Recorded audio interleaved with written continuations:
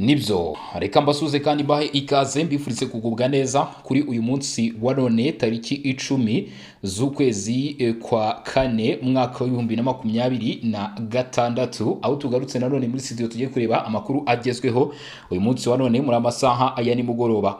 Ubutegetsi bwa Repubulika Iharanira Demokarasi ya Kongo bwatunguranye ubwo ku mbuga nkoranyambaga hatangiraga gusirikira video igaragaza abasirikare b'igisirikare cya leta ya Repubulika Iharanira Demokarasi ya Kongo aribo FARDC, aho bagaragaye mu mashusho bafite ibitwaro biremeye cyane ndetse bigaragara ko byiteguye gukoreshwa. Izi ntwaro abenshi bavuga ko ngo ari intwaro zishobora kuba zigiye kurimbura ibice byose bigaragaramo abarwanyi ba FC23 ndetse ngo bishaka no kugeza ku ntambara ku Rwanda. Ibi bikaba byagaragaye mu mashusho yagiye akwirakwira ndetse aho abasirikare ba FARDC babarizwa mu mutwe udasanzwe uzwi nka Ibu Special Force ndetse na Anaconda aribo bakomeje kugenda bagaragara bari imbere aho bifotoreje kuri ibyo bikamyo. Aya makuru akaba avuga ko nta gushidikanya biramutse ari byo Repubulika Iharanira Demokarasi ya Kongo yabiri gutegura intambara yeruye. Ni mu gihe bimaze iminsi binavugwa yuko ibiganiro biri kuba bihuza abarwanyi ba FC23 ndetse bikongera bigahuza n'u Rwanda na Repubulika Demokarasi ya Kongo, ibiganiro bisa nk'ibyakubise igihwereye. Ariko ngo iyo bigeze kubijyanye na M23 ndetse n'ubutegetsi bwa leta ya Repubulika Demokarasi ya Kongo biraca umugani, kubera yuko kugeza uyu munsi aba barwanyi ba AFC23 barakubitira agatuki ku kandi, aho bavuga yuko bakomeje kugorwa ku buryo bukomeye cyane no kuba batari gushyirwa mu biganiro bya Doha. Katari Emile yamaze kubyikuraho, ndavuga umwami w'ikirenga cyangwa se umuyobozi w'ikirenga umugereranye nk'umwami wa Katari, aho yamaze kuvuga yuko mu by'ukuri badashobora gukemura ibibazo bya Repubulika Iharanira Demokarasi ya Kongo batabanje gukemura ibyabo. Ibi barabishingiraho aho bemeza yuko iki gihugu kiri mu ntambara ikomeye cyane nyuma yo kuraswaho n'ibihugu birimo Leta Zunze Ubumwe za Iran, aho Iran yarashe kuri Katari mu rwego rwo kwihorera kuri Leta Zunze Ubumwe za Amerika, ibyahise bitangiza intambara ikomeye cyane kuri ubu ngubu irimo n'ibihugu nyine bya Katari kuri Iran rero nayo ikomeje kugaragaza ukudahagarara ndetse no kudahwema, aho ikataje mu rugendo rwo kwihorera kuri Leta Zunze Ubumwe za Amerika. Ibi byongeye gushyira igitutu gikomeye cyane ndetse kitanasanzwe kuri iyi Qatar, bityo ihita itangaza ko itazigera yongera guha amahirwe Repubulika Iharanira Demokarasi ya Kongo n'abarwanyi umutwe wa 23 kuguma mu biganiro. Ibi byongeye kugaragaza ko urugendo rw'ibiganiro cyangwa se uburyo bwa diplomasi hakiri icyizere gike mu gukemura ibibazo biri hano mu burasirazuba bwa Repubulika Iharanira Demokarasi ya Kongo, ndetse hagikenewe ingufu n'imbaraga z'umurengera kugira ngo ibibazo bibashe kuba byakemurwa. Ibi rero Repubulika Iharanira Demokarasi ya Kongo irabyumva vuba, kuko President Antoine Felix Tshisekedi Tshilombo mu ijambo aherutse kugeza ku batuye muri iki gihugu, aho yavugaga icyerekezo cya Repubulika Demokarasi ya Kongo kugeza mu mwaka w'2034, yavuze yuko Repubulika Demokarasi ya Kongo izaba itekanye, ndetse aha yijeje abatuye Repubulika Demokarasi ya Kongo gutangiza urugamba rugamije guhagarika ibi bikorwa by'abarwanyi ba AFC ba 23. N'amahirwe akomeye cyane adasanzwe kandi nanone kuri ubu ngubu kuri iki gisirikare cya Repubulika Demokarasi ya Kongo kuba cyongeye kwizererwamo umunyamerika yoherejwe. Kuba hahiswemo noneho ko haza umunyamerika bisobanuye iki mu gihe Amerika iri kongera ingufu muri iki kibazo cyo mu burasirazuba bwa Kongo? Nabyo bifite icyo bisobanuye cyangwa se bifite icyo bimenyesha. Ntago ari ibintu byaje kugwiririrwa gutyo ngo bijyeho. Murabizi ko politike ya Amerika ni politike iba yateguye cyane, ni politike ikorwa mu rwego ruhanitse, ni politike mu by'ukuri iba ifite ingingo ndetse n'inyigo y'igihe kirekire. Ubu rero biravuga ko umunyamerika James Wan, umuyobozi mushya wa MONUSCO, yamaze kugera i Kinshasa, agomba gutangira inshingano mu gihe umutekano mu burasirazuba bwa Kongo ukomeje kuba muke ndetse no kuzamba, ariko inshingano ze agomba kuzitangira. Uyu munyamerika rero yoherejwe hano gukurikirana ibikorwa byose bikorwa n'ingabo z'umuryango w'abibumbye ndetse n'uburyo ki ibintu bigenda umunsi ku wundi hano mu burasirazuba bwa Kongo. No mu diplomate w'umunyamerika James Wan herutse kugirwa umuyobozi w'intumwa yihariye y'umunyamabanga mukuru w'umuryango w'abibumbye Loni muri Repubulika ya Demokarasi ya Kongo ndetse akaba n'umuyobozi wa MONUSCO yageze Kinshasa rero ku mugoroba wo kuwa kabiri tariki 7 Mata 2026 agiye gutangira kumugaragara inshingano ze nshya. Inshingano ze nshya rwose agiye kuba yazitangira. Ishyirwaho ryemejwe mu kwezi kwa gatatu 2026 n'umunyamabanga mukuru w'umuryango w'abibumbye ariwe Antonio Guterres. Uyu James Swan asimbuye ku mwanya agiye gukoraho Bintou Keita ukomoka muri Guinea mu gihe igihugu kiri mu bibazo bikomeye by'umutekano n'ubutabazi bw'ibanze cyane cyane mu burasirazuba. Ubwo nyine ni hano muri Repubulika ya Demokarasi ya Kongo, murabizi ko hari ibibazo byinshi cyane. Mu kiganiro cye cya mbere cyatangajwe na Radio Okapi, James Swan yagaragaje ko azanye ubutumwa bwo gushyigikira abanyekongo, anasaba gukomeza kunga ubumwe, aho yavuze ko ibibazo by'umutekano muke biri mu burasirazuba bwa Kongo bidashobora gukemurwa n'intambara gusa. Ashimangira ko hakenewe ibisubizo bya diplomasi n'ubufatanye no kunga ubumwe ndetse no kumva ibintu kimwe kugira ngo igisubizo cy'ibibazo biri mu burasirazuba bwa Kongo kibashe kuboneka. Mu kiganiro cye cya mbere cyatangajwe na Radio Okapi niho yabisobanuye, aho yagize ati: "Nje mfite ubutumwa bwo kwifatanya n'abanyekongo mu gihe umutekano n'imibereho y'abaturage mu burasirazuba bikomeje kuba ibibi cyane. Abasivili nibo bakomeje kwibasirwa kurusha abandi." Yakomeje avuga ko azashyira imbaraga mu gushyira mu bikorwa inshingano za MONUSCO zirimo kurinda abasivile, kugabanya ubukana bw'imirwano no gushyigikira amahoro arambye. Ati azashyira imbaraga mu gushyira mu bikorwa inshingano za MONUSCO zirimo kurinda abasivile, kugabanya ubukana bw'imirwano no gushyigikira amahoro arambye, aho yongeye ko umuryango w'abibumbye uzakomeza gukorana bya hafi na Leta ya Repubulika ya Demokarasi ya Kongo no kubaha ubusugire bw'igihugu.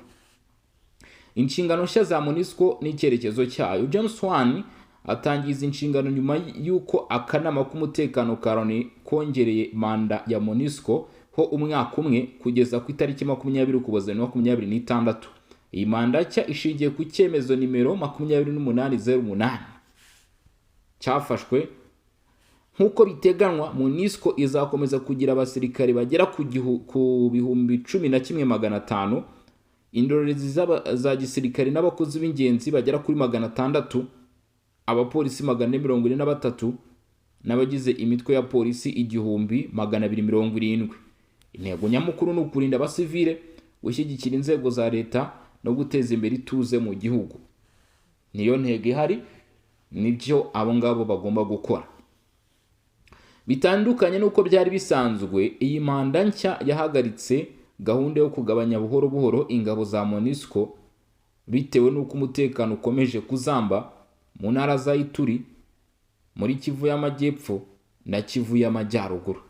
Iki cyemezo kandi gishyigikira amasezerano aherutse gusinywa hagati ya Repubulika ya Demokarasi ya Kongo n'u Rwanda i Washington muri Kamena 2025 ndetse n'andi yasinyiwe i Doha mu Gushyingo 2025. MONUSCO izagira uruhare rukomeye mu gukurikirana no kugenzura ishyirwa mu bikorwa ry'agahenge. Akanama k'umutekano ka Loni kanamaganye bikomeye ibitero bya M23 mu ntara za Kivu y'Amajyepfo, aho bavuga ko ibyo bitero byakozwe na M23 bishyigikiwe n'ingabo z'u Rwanda. Kasabye M23 guhagarika ibitero no gusubira inyuma ndetse n'u Rwanda guhagarika ubufasha no gukura ingabo zarwo ku butaka bwa Kongo. Ku rundi ruhande, Leta ya Repubulika ya Demokarasi ya Kongo yasabwe guhagarika ubufasha ivugwaho guha imitwe yitwaje intwaro nka FDLR ikanayirwanya nk'uko byemeranyijwe. Reka turebe rero uyu mugabo w'umunyamerika, turebeho gatoya ku buzima bwe, ni muntu ki, yakoze iki mu minsi yashize cyangwa se mbere uko aza muri izi nshingano. Ubundi uyu munyamerika ni muntu ki? James Swan ni umudiplomate ufite ubunararibonye bw'imyaka myinshi cyane cyane ku mugabane wa Afurika.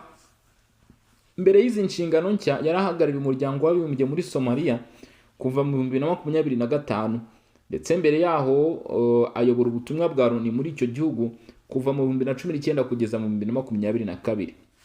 Urumva ko ibi ni ibintu afitemo ubunararibonye cyane cyangwa se experience. Yigeze kandi kuba ambasaderi wa Leta Zunze Ubumwe za Amerika muri Repubulika ya Demokarasi ya Kongo hagati y'umwaka w'2013 n'ibihumbi 2019. Pluto na 16 anahakorera indi mirimo itandukanye mbere yaho. Mu kazi kose Swan yakoreye mu bihugu bitandukanye birimo Congo Brazzaville, Cameroon, Djibouti, Nicaragua ndetse na Haiti. Yize muri kaminuza ya Georgetown na John Hopkins ndetse no mu ishuri rikuru rya gisirikare rya National War College. Urumva ko afite ikijyanye n'ubumenyi, afite ubunararibonye, ndetse ibihugu bya Afurika yagiye akoramo cyane, bivuze ko byinshi mu bibazo bya Afurika cyangwa se mubera muri aka karere ka Afurika arabizi neza cyane. Tukiri mu mikoranire y'ibihugu na Repubulika ya Demokarasi ya Kongo ndetse n'imiryango igiye itandukanye, ntago twarenze ingohi aya makuru ari no mu byo natangiye mbabwira cyangwa se mbagezaho, ni ibijyanye no gukorana hagati y'igihugu cy'igituranyi na Repubulika ya Demokarasi ya Kongo, aho cyiyemeje gushyigikira umuturanyi wacu ari we Repubulika ya Demokarasi ya Kongo mu kuba mu by'ukuri bafatanya kugira ngo bashake ibisubizo rwose kuri iki kibazo cyakomeje kugenda kigaragara, cyakomeje kugenda cyumvikana hano mu burasirazuba bwa Kongo. Nyuma y'u Burundi, nyuma ya Tanzania, nyuma ya Angola, dushobora kuba tugiye kubona ingabo ziturutse Congo Brazzaville cyangwa se ubundi bufasha bushoboka kuri Repubulika Iharanira Demokarasi ya Kongo, kandi bushobora gutanga umusaruro ufatika, kuko ngira ngo murabizi ko twagiye tubivuga kenshi, buriya iki gihugu cya Repubulika ya Demokarasi ya Kongo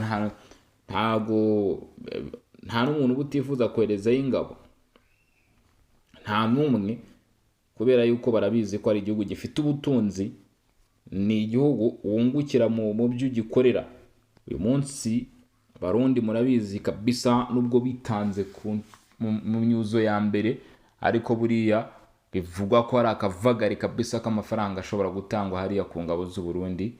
Ibyo nabyo bikagira icyo bisobanuye cyangwa se icyo bishobora gufashaho mu by'ukuri Repubulika Iharanira Demokarasi ya Kongo ku bijyanye no kwifashisha ubutunzi ifite ndetse n'umutungo kamere ibasha kugira, nk'uko bigaragara. Reka twinjire rero muri aya makuru yo gukorana hagati ya Congo Brazzaville ndetse yemwe na Congo Kinshasa, nk'uko bigaragara mu nyandiko zagiye zijya hanze.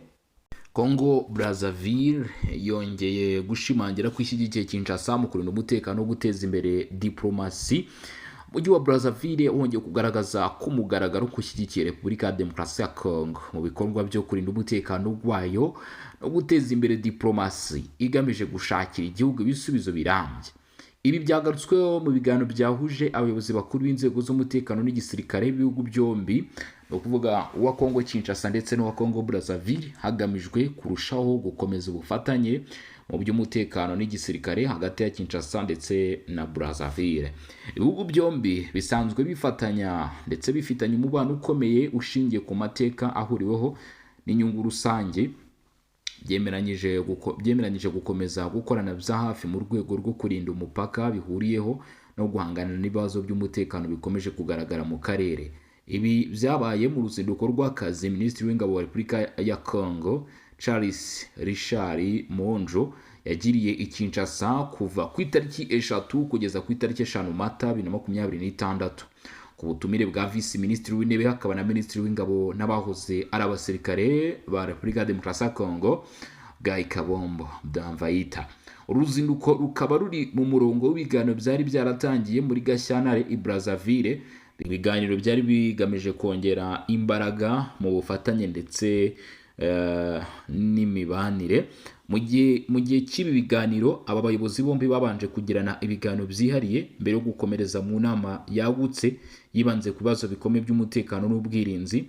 Icyagaragaye nk'ingenzi muri iyi nama ni isinywa ry'itangazo rusange ryemeza imyanzuro yafashwe ihuriweho n'izi mpande zombi uko ari ebyiri ku kigomba gukorwa ndetse n'ibigomba gushyirwa mu bikorwa nk'uko byagaragaye.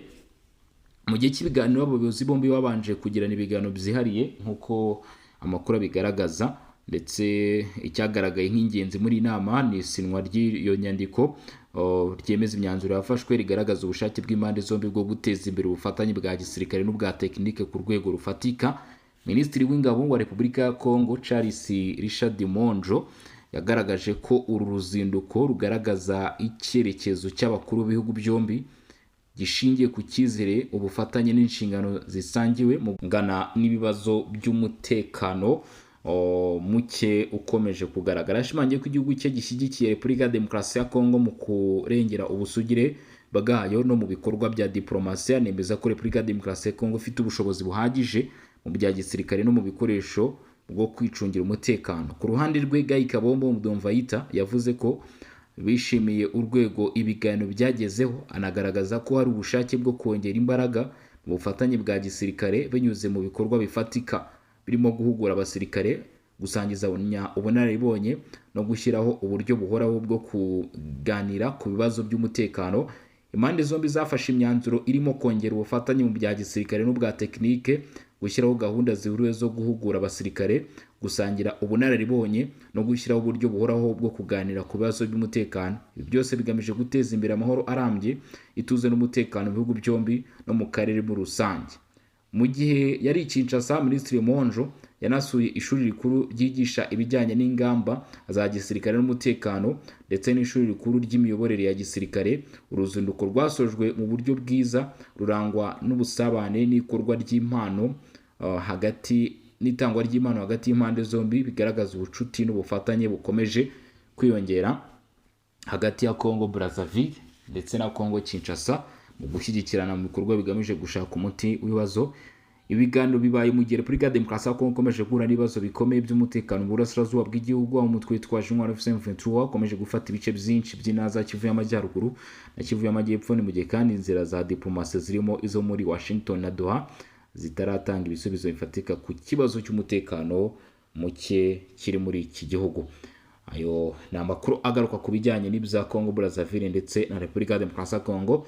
Minova, umuyobozi wa radio Top Buzi ikora iminova mu karere ka Karehe cyangwa se muri teritwari ya Kare mu ntara Kivu y'Amajyepfo yongeye kubona umudendezo nyuma y'iminsi yari amaze afunzwe.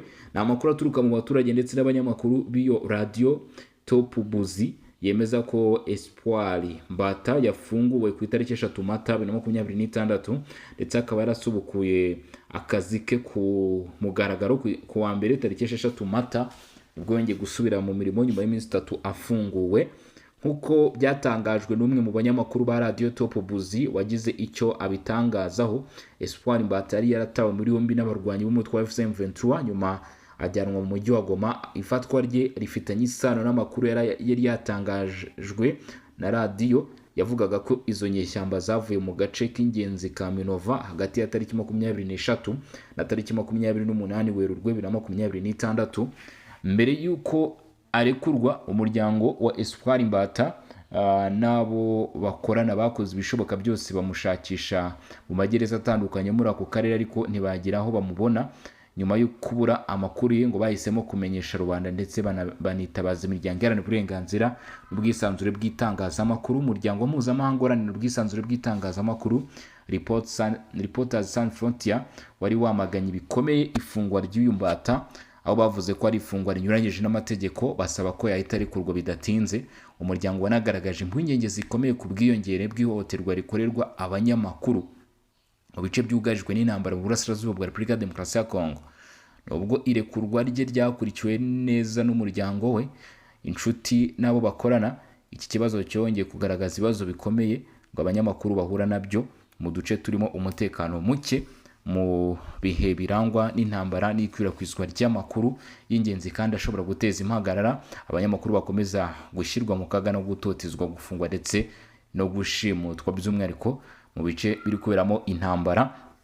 Ibi byose birashimangira ko hakenewe ingamba zihamye zo kurinda abanyamakuru cyane cyane abakora mu bice byugarijwe n'intambara kugira ngo babashe gukora akazi kabo mu bwisanzure no mu mutekano usesuye. Kubungabunga ubwisanzure bw'itangazamakuru ni ingenzi mu gutuma amakuru yizewe agera ku baturage no mu guteza imbere demokarasi n'uburenganzira bwa muntu muri rusange. Ngayo nguko kambashimire mbabwire mwakoze kudukurikirana, akoze cyane kubana natwe. Turaza gusura amasaha ari imbere twababwiraga ibya James Wan, umuyobozi mushya wa MONUSCO, twababwiraga ubufatanye hagati ya Congo Brazzaville ndetse na Congo Kinshasa mu nzego z'umutekano mu gushakira iki gice amahoro n'umutekano, ndetse kandi nanone twagarukaga ku bijyanye n'amakuru avuga ndetse anagaruka ku biri kuvugwa rero Minova mu banyamakuru. Mwakoze cyane, turasura amasaha ari imbere, turaza kuba tureba byinshi bitandukanye biraza kuba bivugwa, ube hafi rero kugira ngo mu by'ukuri utaza gucikwa. Mu rwego rwo kugira ngo utaza gucikwa rero, nayo mpamvu ugomba gukanda subscribe cyangwa se ukazogera kugira ngo turusheho kugenda tubana, ukaba washaringa amakuru, ndetse bidufasha rero cyangwa se nawe bikagufasha gukomeza kubana mu makuru n'ibiganiro tugenda tubagezaho. Mugire ibihe byiza, mwakoze cyane kuri mikoro, nkaba nari Bosco, munsi mwiza.